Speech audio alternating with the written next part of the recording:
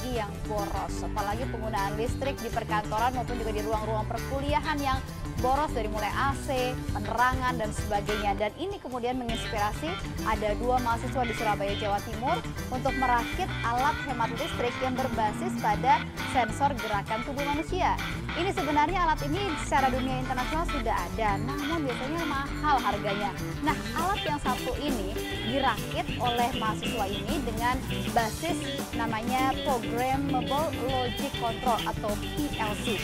Dan ini diklaim bisa menghemat penggunaan listrik hingga mencapai 27%. Lumayan kan?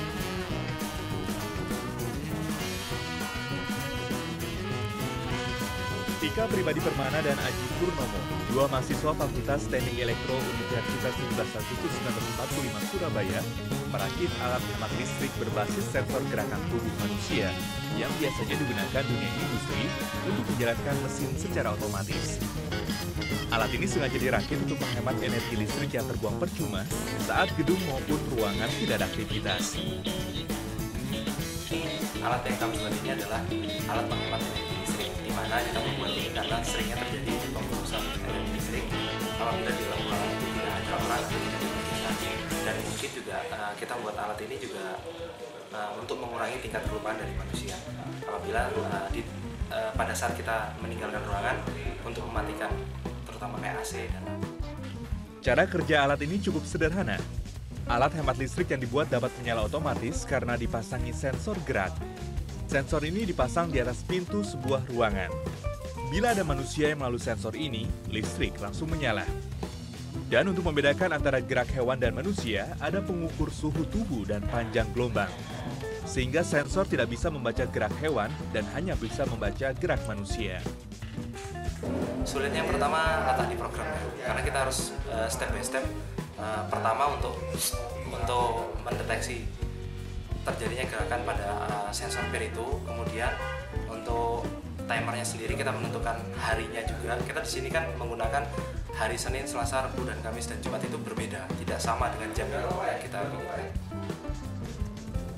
Dari hasil uji coba di dalam kampus, alat ini mampu menghemat penggunaan listrik hingga 27,6% dengan sampel daya 2200 volt ampere.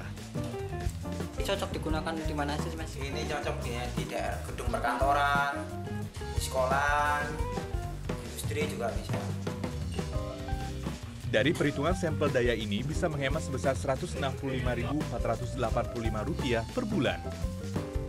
Bahkan bisa digunakan untuk daya yang lebih besar dari 2200 volt ampere. Komponen alat hemat listrik ini dirakit selama 3 minggu, sedangkan pemasangan program selama 2 minggu. Alat berbasis PLC ini dapat diatur penggunaan listriknya. Misalnya ketika meninggalkan ruangan hanya ingin mematikan lampu atau televisi, sementara pendingin ruangan tetap bisa menyala. Kedua mahasiswa akan menyempurnakan alat ini sebelum berencana untuk dipatenkan. Dari Surabaya, Jawa Timur, Catur Irawan, Metro TV. Ya, bagi Anda yang merasa tidak keberatan untuk bayar tagihan listrik mahal ya, mungkin untuk apa sih alat ini ya, tapi ternyata pahamilah bahwa salah satu penyebab global warming atau perubahan iklim pemanasan global ini akibat dari penggunaan listrik yang berlebihan. Nah, pasti nggak mau dong kita menyumbangkan hal itu. Walaupun sekarang kalau kita bicara tentang listrik, kita lihat ini listrik ternyata turun harganya. Nah, kita dapat informasinya nih dari laman metrotvnews.com di mana PLN kembali menurunkan tarif tenaga listrik bagi 12 golongan pelanggan non-subsidi pada Maret ini. Nah, penurunan tarif ini berlaku untuk semua tingkat golongan, yakni golongan tingkat rendah, ada tingkat sedang, dan juga tingkat tinggi. Nah, tarif tenaga listrik non-subsidi untuk golongan tingkat rendah ini mengalami penurunan sebesar Rp37 per kWh-nya dari sebesar Rp1.392 per kWh menjadi turun ini jadi Rp1.355 per kWh. Nah, golongan menengah mengalami penurunan sebesar Rp29 per kWh-nya dari Rp1.071 per kWh menjadi Rp1.042 per kWh-nya. Dan kemudian pada skala tingkat tinggi seperti juga untuk industri skala besar turun sebanyak Rp26 per kWh-nya. Walaupun kemudian listrik turun bukan berarti loh ya kemudian kita bisa boros-borosan pakai listrik, karena kita harus sadari bahwa energi itu terbatas dan pemakaian listrik yang berlebihan akibatnya perubahan iklim di dunia. Kita akan kembali lagi pemirsa dengan good news